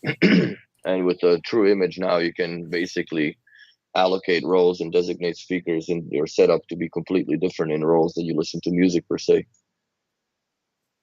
Preferably if you have them all same. That's the best way to do it. How do you know if BeoLab 20s need a software update? Only one way. We have a theater, I guess, right? If you have a theater, email me your serial number, and I will let you know if you need software update on them or not, because it doesn't update automatically via theater, but the theater is the first product that if you have them connected via WISA, I can actually push software update to them from. There's no two in there, bro. yeah, no, it's the ad. But Oh, I oh apparently yeah, let that's right. go of the shift too fast. So yeah, that's the first time you can actually update that, and there's no problem. If you want, I can help you out with that. But I don't think that even the transmitter one through the USB update that you do will You do them can't to get the the patch latest files software. anymore, I don't think. Well, you can download the patch file to the USB stick, which you then plug into the transmitter because you can't do that update. The latest version cannot be updated via service tool, period. That's Yeah. basically it. So you have to do it through the transmitter one, which means that if you don't have one, you have to have your dealer let you borrow it or have a technician come in there, because you first have to delete the speakers from the theater or unplug it from the theater and then reset the speakers so they pair into the transmitter. And then I personally recommend doing them one at a time, but you can't hook up all four and then they do it sequentially. But I've had it fail before, so I'd rather do them one at a time. I know it takes for fucking ever, but you just, as with Yeah, the anything theater with was really B&O, you got to fast be for my patient. 17s. It's very fast with the theater, but Like my it's six not. 17s were done in like 5 minutes or something. Yeah, so it's, yeah, they don't take that long through the theater, but they take long from the uh, patch file, I guess, being read or spooled up in the transmitter and then received by speakers, which is, I think that there's a quadruple package check control, so it takes a long time to transmit all that data to the speaker. Even though it's not much traffic or Yeah. not much data, I don't think, because it's not like you're doing a 150 megabyte update to the Well, it's speakers. also not like they run at 5 gigahertz or something. No, so yeah, and then they update, they blink, they do their thing, and then you have to repair them back into the theater if you have it. Like, if you don't have the theater, it's a different story. If But you have theater your is much 20s easier. wired, you really don't need to update them. No, no. But Because, if you want to do it just for your mental and internal peace, you can do that as well. yeah. But you have to have them switch to Wi-Fi instead of PowerLink mode, because the PowerLink mode turns off that module completely in a DSC engine, because Yeah. there's literally no need. Yeah. If you wire your speakers, you don't. It'll change nothing. The only thing it changes for Wise is stability. Mm, Or so they say. But like if you're on the second to last one, it was pretty stable already. I think they slightly changed yeah, some of the latencies, but other than that, like it's gonna be the same. there's never been an audible difference in the 17, 18, 19, 20s updates. And I It's think you you would get a better sound from them via PowerLink doing the DAC or giving the DAC within the theater, which is now a Mozart platform, right? yeah. Versus what's built into the 20s that have been around since what, 2013, 14, around that time when they came out. So I would rather run them wired, as my always biggest preference is run everything wired if you can. They also get way less hot because they're not on all the time. That's right. So that module and the antennas are never, yeah, they're not warm because they're literally shut off. So, and you probably get a little bit of a better sound from them via wired connection than wireless connection. But you can be the judge of that. I don't tell you how much salt to put on your steak. Yeah, same if you want more or less bass or more or less highs, go for it. There was another one that we have Edward Thompson. So what is the best wall mount for B&O TV to buy with the stage and BeoLab 5's front speakers and BeoLab 8000 rear speakers? Now, I don't understand what you mean, because that question makes no sense to me, because there is no way to really hook up the stage unless you do it with the Almondo box. If that's what we're talking about, then you're talking whatever TV you go with. Like if you go with the C series panels, then if you buy a closed wall mount, you can still stuff most of it behind the TV's panel. Highly unrecommended, because that entire back is metal and it completely deletes the WISA stability. Yeah. Like it's not good. It's definitely not good. And if you go that way or that route, then yeah, have it hidden somewhere underneath the television in a cabinet with no like Wi-Fi router or antenna or access point beside it, just so you have the full WiSA connectivity to the, I guess, the back speakers if you're running on the transmitters or whatever. And if you're running on PowerLink, then you're fine. If you do it on the PowerLink, then I would put it behind the TV. Uh, hardwire the hardwire the network to the Almondo box first. From Almondo, I would come out to the core, and from core, I would go up to the TV. Then you have all of them on the same network. Because the only one that has the network split or in and out for network is the stage and the Almondo. But you have to have the Almondo as a starting point. Yeah, I just wonder if you meant something other than stage, because if you Yeah, have unless it's something, a theater, then that's a different story. yeah, I mean, if you mean something, because the stage itself doesn't really have any pass through, and I really, from what I've heard, the stage works well as a center with that Almondo box. But Yes, from personal experience with the Almondo boxes, is they don't have the presets for B&O speakers as in the way B&O does. Like you they have to still sort have of, names for them, but I don't know if it's the same, the same math that they use. But now in the menus, you can select which speaker is connected to the whatever power link output or voice output as well. It doesn't self-identify, hmm, which to me is a telltale sign of it.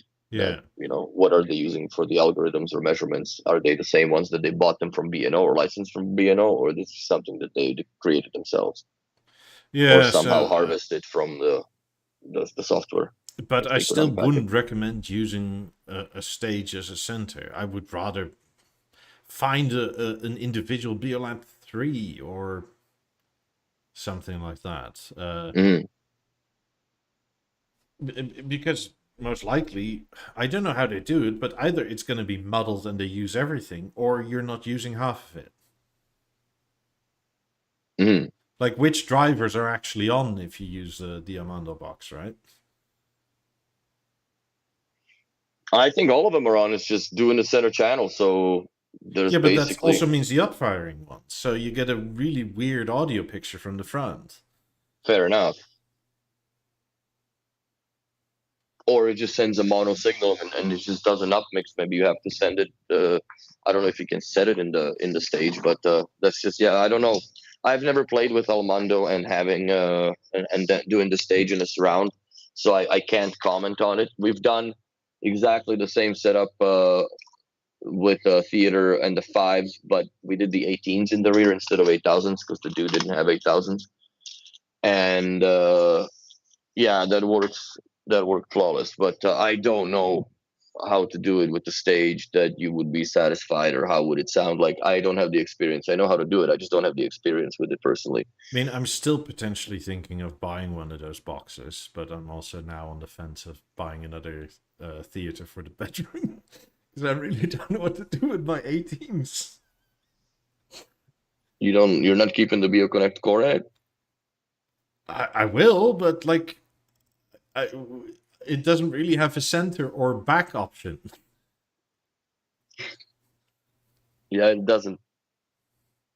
I mean, I'd No, almost but you can rather run like you attach the could. core to my like record player or something like that, and then That use makes that. more sense. Yeah. But you could just put it on like if you get another theater, then you can put the 18s as rears and just have a triangle run basically Exactly, like I do. That's all you really need. That's all it is. exactly. Surround everything, surround sound everywhere, Might as well. Fuck. and then I mean, you still have a set of ones. I'm wanting to get. So those can either go on that core or on my moment over here in this room, or Yeah. yeah. So she asks, I'm interested why you think the 20s are better than the 9s because I can't find any written comparisons, and I'm interested what people think, unless you guys know any written comparison. I've never written about it. Personally, I'm not a fan of either, but I think the 20s are better than the 9s. They sound cleaner. Uh, the tweeter is in line with the 18s, which is much better than the 9 tweeter. The 9 is a bit more of its time, a bit softer, which is good in many ways. And it's Hmm. the 9 is much more, how would you It's say? muddier. Yeah, but it's also a lot more equal from top to bottom, right? Like the Hmm. bass is not more present than the mids or than the highs. It makes sense. To me, the 20s are a bit front, like tweeter and bass forward, and the mids are kind of like further away. It's sort of like Hmm. that's why plus they're too low in my opinion. Like in you need a way of sitting where nothing is in front of them essentially. That's right. Yeah, you have to have a clean line of sight. Or you can't put them as rear effects channels if you have a taller sofa or whatever, because you kill the speaker completely, basically. So, or acoustics, but more or less. but the 20s are they're just they resolve more. They have the base of a 19 essentially, Hmm. and the tweeter of an 18, which I like. It's just that you need to EQ the mids a bit. And other than that, if you can make them work in your room, then they're very good speakers. I just I personally am just not the appreciate the biggest fan of them. flexibility in it. I appreciate the flexibility of them, that you can connect way more into it than the BeoLab 9, which was limited to the power link output and Yeah. line in through the power link, so you have to make adapter cables and so on, which is not a big deal. But uh, as far as the solid, I find the 20s are a little harder to blow than the 9s. 9s, if you do them in, they'll definitely go into protection mode, and then you do it a couple times, and you have to change the tweeter. I speak more or less from personal experience on that. And but they're solid speakers, man. But they have the sound of their time. Like to me, they were a great combination when I still lived with the BeoVision 9, and I had them as a front for left and right with the BeoVision 9 TV, and BeoLab 3s as rear channels, and that looked and sounded perfect for the late 2000s. And then things just always evolve, and more or less, I think, with the invention of introduction of the True Image Engine as the acoustic deal, it really changed the scope and scale of how things sound now versus what they had sound before. And all the props I would give to the Jeff Martin's the acoustic department, because he's changed it quite a bit. Everything sounds great now. It really does. Yeah. Sigmund asks how So, many B&O units I have. So a set of 50s is one. I take it it's the same for 17s. So 50s, 50s, 17, 17, 17. Theater, Beocent 2, Beogram, Beocenter 2. Uh, Halo, oh yeah, Halo, M3, M3, A5, Stage. A5. Oh yeah, I forgot about that. Moment. Yeah, there you go. 15. H4 Gen 2 A1, Portals 2, PC and Xbox, E8s, E6s. This is running out. Do you have a B&O? Do you have a B&O keychain? The remote keychain. I have an Essence remote. I have 3 regular BR1s. I have an BR4. I don't have a BO4 anymore. Now that I think of it.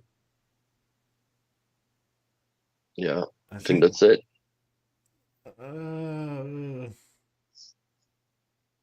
I have a set of ones with you. Oh, I have 18s.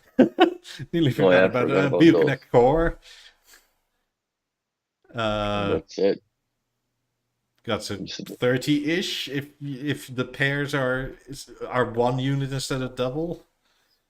Well, I guess now that we count the speakers in the singles since the addition of the B11 ones, and more or less 28, I guess, because you can, as it was proven here, that you are able to sell just one speaker.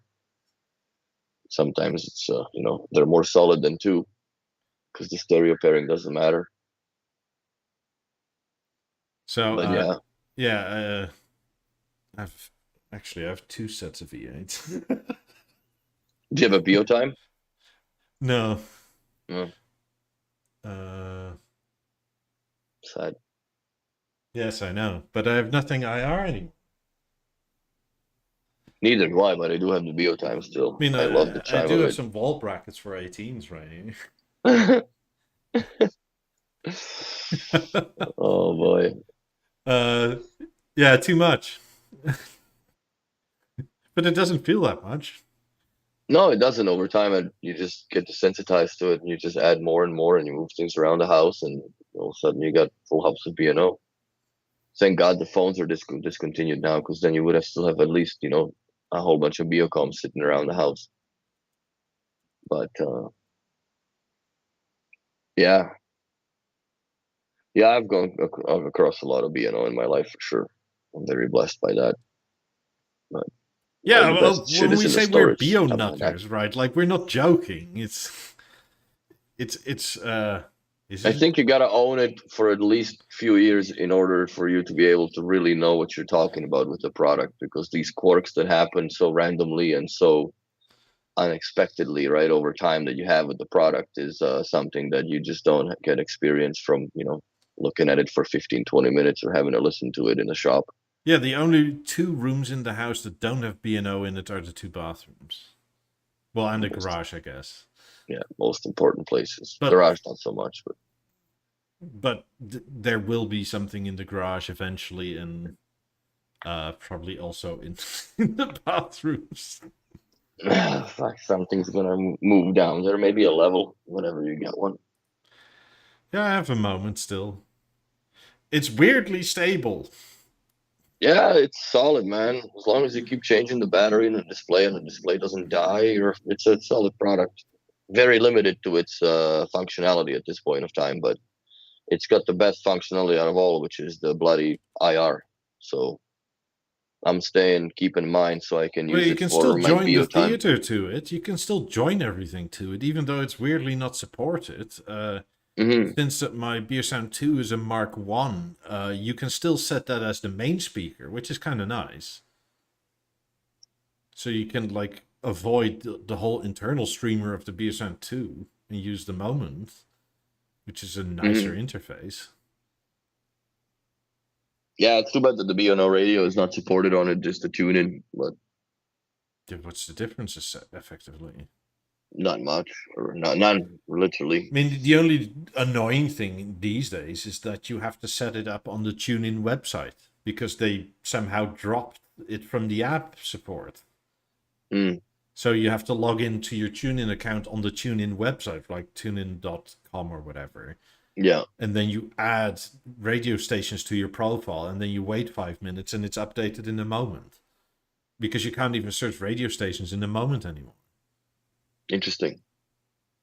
Oh, I forgot about my BeoLab 19. There you go. It's sitting right here. Oh shit, that's so funny. Sorry, we do have a problem. I mean, you probably have more than you know because it's all in storage. I don't. What do I have in the storage? I have quite a bit. I still have the '90s, the Shape, Two BeoSound, sets of ones. BeoSound One, two sets of ones, BeoCenter Two, Moment, bunch of remote stuff, and I think might be it. B&O cabinet, I guess, if you count B&O as B&O. I think so. 9,000 for God's sakes with the floor stand, and then yeah, whatever I have here. And I think somewhere there's a mystery box of lap fours in the storage because I haven't found them and I don't recall if I sold them or not, but I don't think I did. So they're somewhere there still. Fuck. But if I find them this summer, I'm gonna put them in here just for the shits and giggles to widen the soundstage of the theater because I'm not moving the 18s. I think 18s look great where they are. But I did do some experimenting with it once I had the BeoConnect Core here to put them in the front, and they kind of look killer in the front too. So I might just do that. And plus, the stereo music really sounds good with the theater or with the 18s at the front. But what I did now, I started doing more or less like people when they have 18s or whatever speakers in the front for just stereo paired or stereo music listening. I assign the left and right channel in the theater to subwoofer left and right, and I turn off all the rest of the nonsense. And it really adds quite a bit to it. Makes sense. It really does add quite a bit to it acoustically. So maybe you guys, whoever has the 18s or whatever up front, think about doing that and turn off the center speaker and just have it pure stereo. It would be much nicer. By the way, if you also feel like you need a B&O addiction, link down in the description to my dealer. He'll take care of you. He'll make sure you're you'll get on the sauce. You're fully hooked. Exactly. That's funny. mean, in the end, it's not a competition, really, right? Because there's other people like Mr. Roast and stuff that have every turntable they ever made twice, probably, and then every variation of different colors of wood, and they have all the was it the S45.2s, 3s, Biograms, Biomasters. It's like Biosystems and yeah, some people have got hundreds of B&O products, but it's a hobby in the end. yeah, and it becomes a proud collection over time as well. I mean, if people think it's about the value of it, it's not, because I'm quite jelly of a collection like that, which is most likely less valuable than what I have, but I would almost think I'd swap. Yeah, there's. Or if we I don't somehow know. could make an arrangement like, hey, you can have all my stuff for a year, I'll have all your stuff for a year, I'd be up for that, right? If it wasn't insanely expensive to ship it across the pond again. Hmm. I'm pretty happy with what I've got, even here. I Exactly, think. but like when you see like these older collections of like the old vintage stuff, like that stuff Hmm. is properly cool. It may not have the same value as the modern things, but like I'm envious of that, like because it's also so hard to get.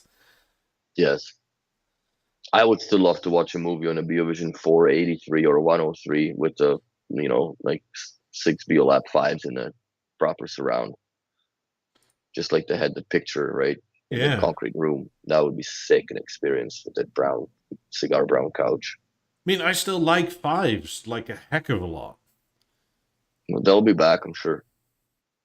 but it's yeah. I mean, I think there's still a set for sale in New York for like 2.5 grand in perfect They working probably will order. need, yeah, they probably will need chassis, after a Sure, while. but for like they're Yeah, currently in perfect working order.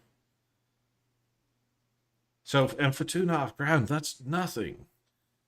no, And that's the weirdness. Like again, the market difference is so strange. Like I'm still adjusting to it. Where like your secondhand B&O, unless it's new like 50s, 90s, it's almost valueless here. It's so strange.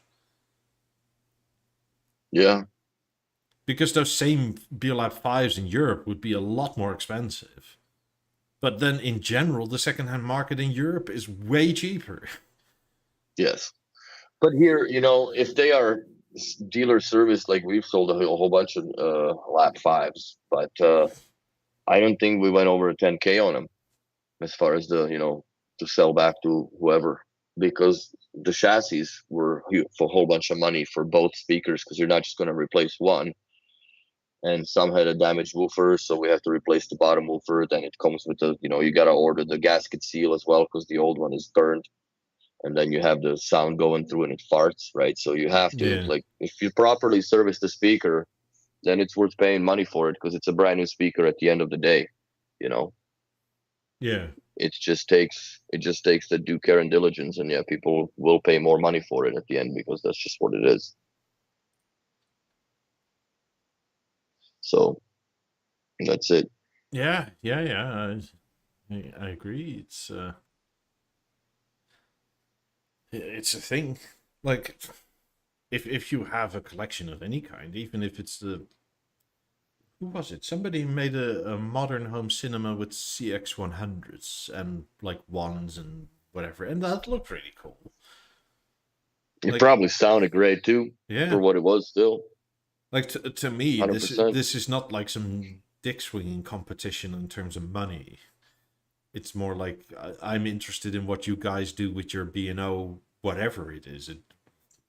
Even if you somehow surround sound something with A1s, right? Like that'd be cool. Like tell me how you did it. Yeah. Or I don't know. With there was a very in the Netherlands there was an ad, and I forget what for, but there was this chick dancing in the middle of was it?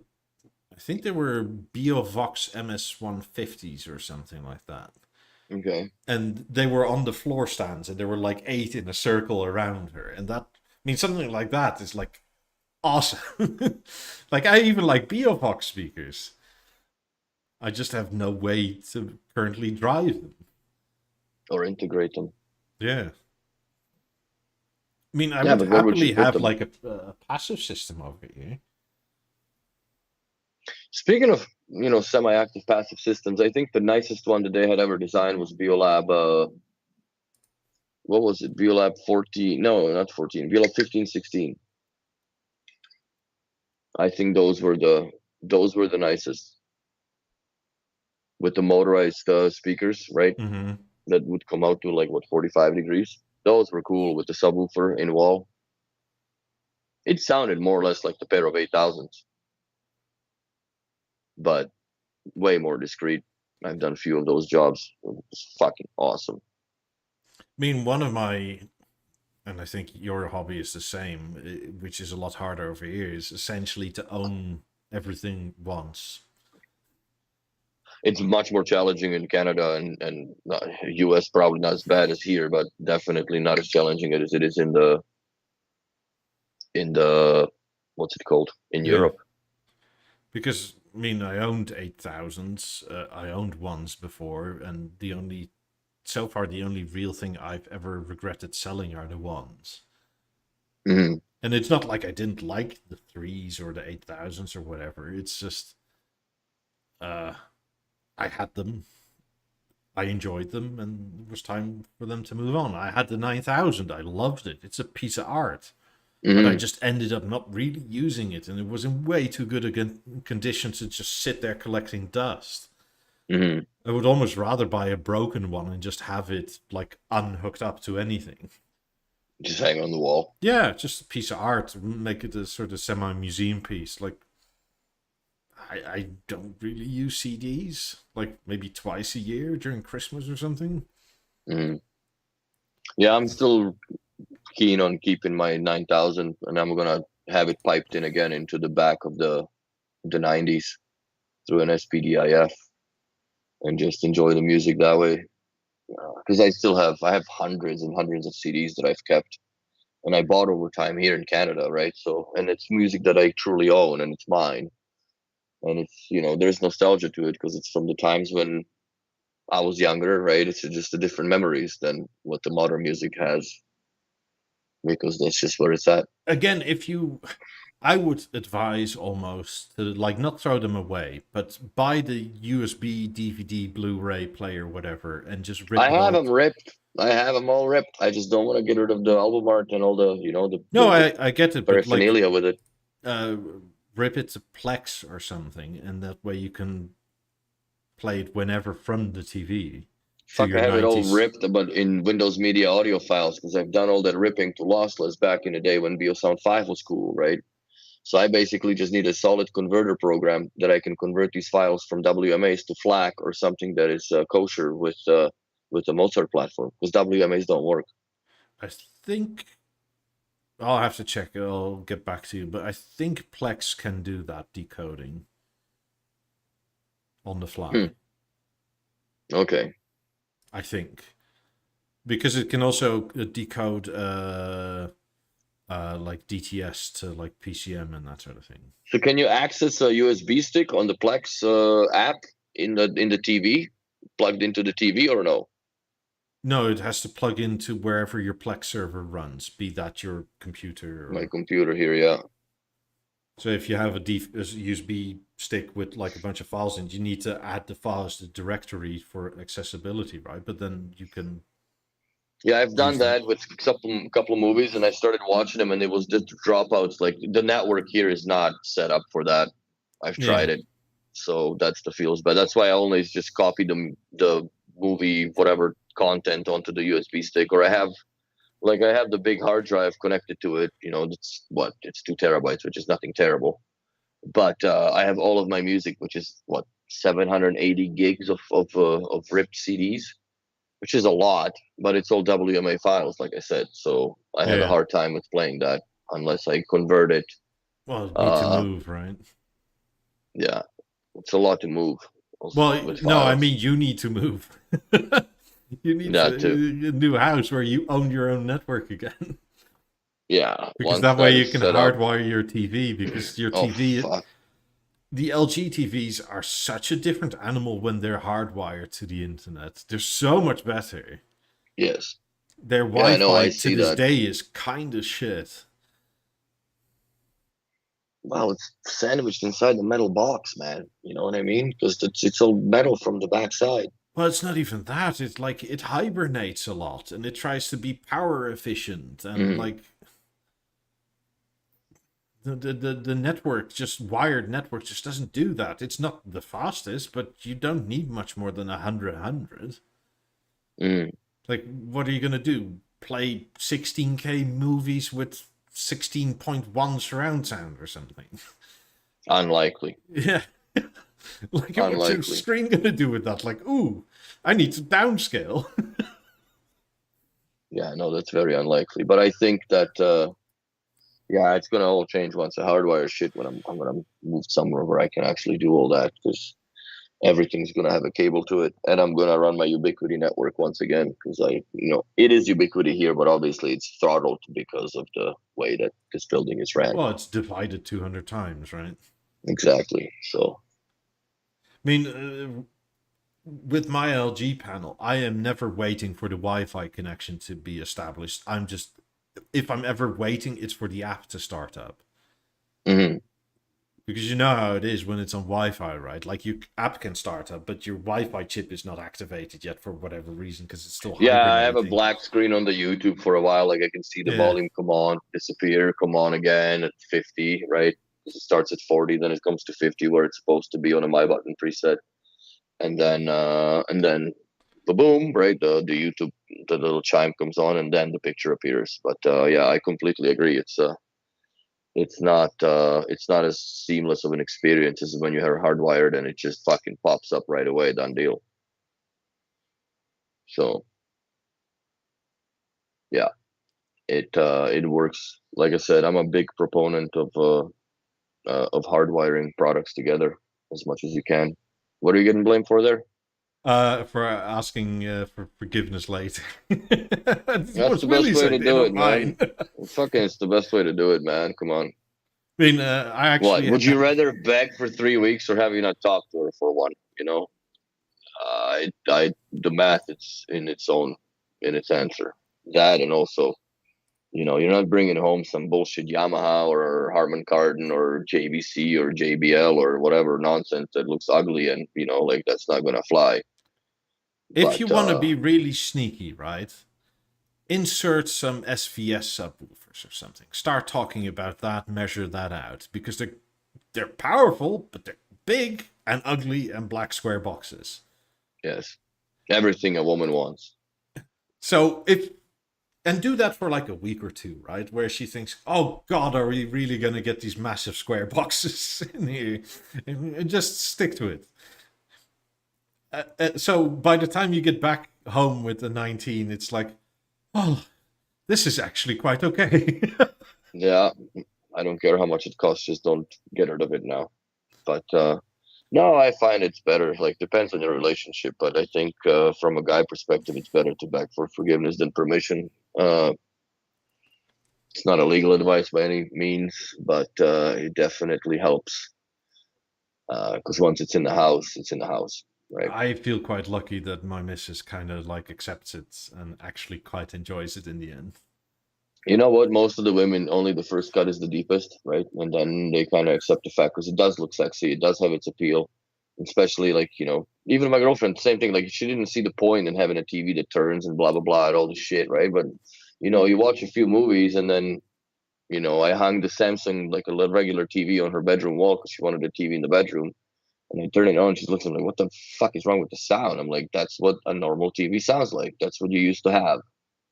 Like the V140 in her living room sounds completely different than a normal TV, of Yeah, course. So yeah, it's just that. And once they understand that they don't really want to get rid of it because it's comfort, right? absolutely.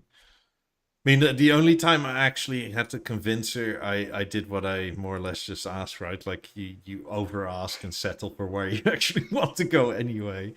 Mm. And that was, I started like taping out the size of the 90s and putting boxes there. Like it's more or less this size. And then the 50s were very amenable after that. Nice.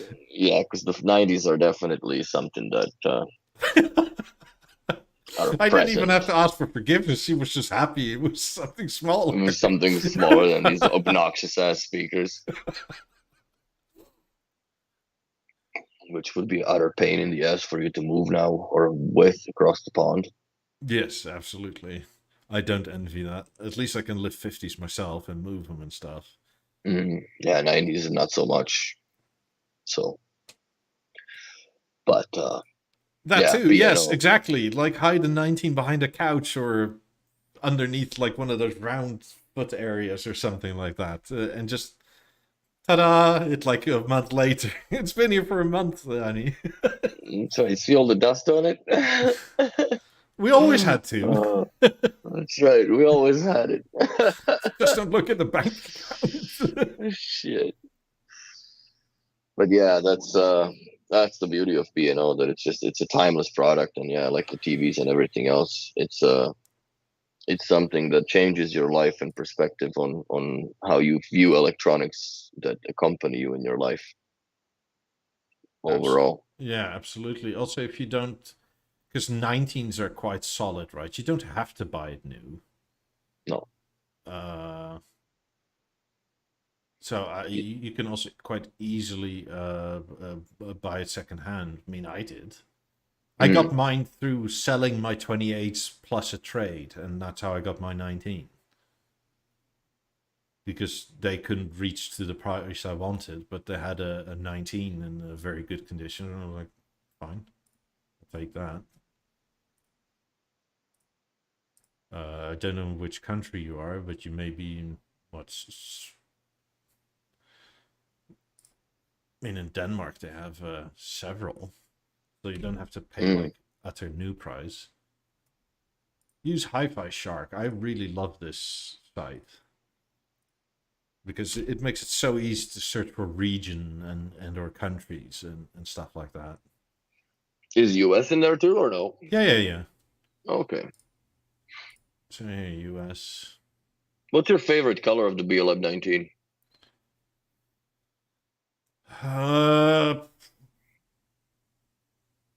Probably black with the sort of, was it bronze Anthracite tone? or Bronzestone? Or the 90s But edition? well, not the rose gold, right? Because the Mm. rose gold is 90, but it doesn't match anything. So my favorite color for matching with just about anything is the white one, which I have. Mm-hmm. So, I mean, yeah, I like the white one the most. there's one. Oh, that's a. Is that you?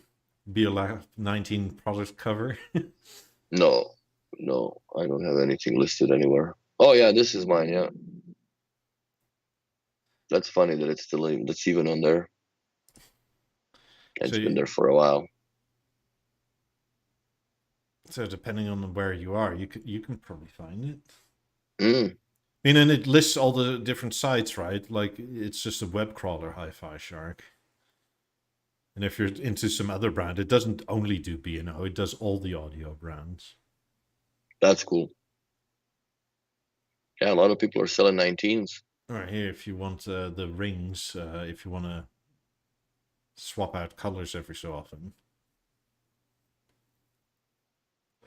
Nice. I mean, I like the dark grayish black one, but it's that sticky stuff Yeah, that's that's sort of soft soft paint. touch paint, and it's much better on a 19. But for the same reason, I like the white, because if you ever get a scratch in like the black or the gray, since it's paint, you can't really polish it out.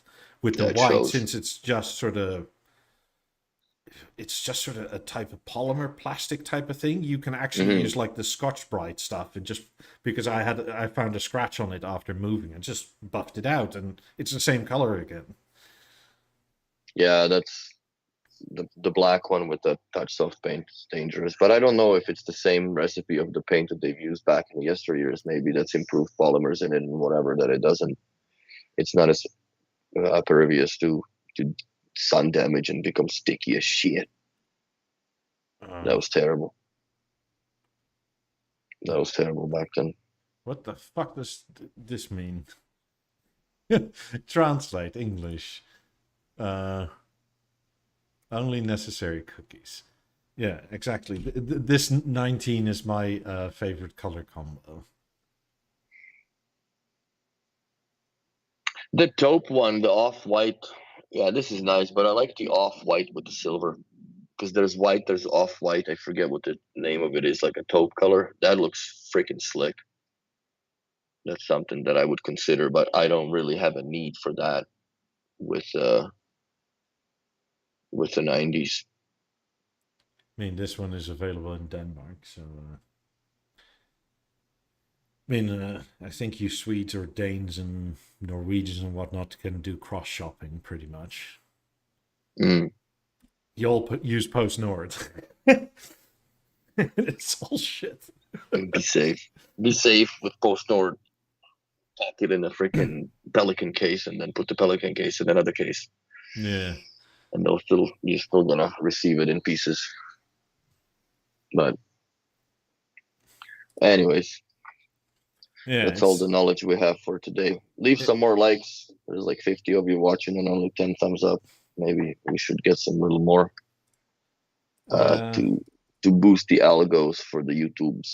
Yeah, come it's join not our for Discord, my ego. If you haven't yet already. I'm gonna call it a day for today, and hope everybody has a good week. Bye. Bye.